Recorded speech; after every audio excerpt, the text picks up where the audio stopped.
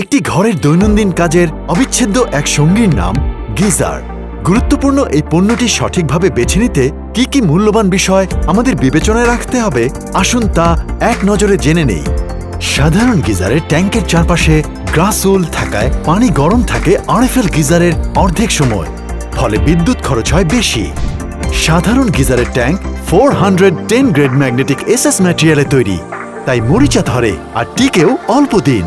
সাধারণ গিজারের ট্যাঙ্কের সাইজ ছোট হওয়ায় পানি ধারণ ক্ষমতা কম।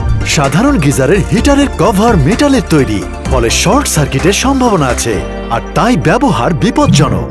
RFL গিজার, পানির উষ্ণ পরশ।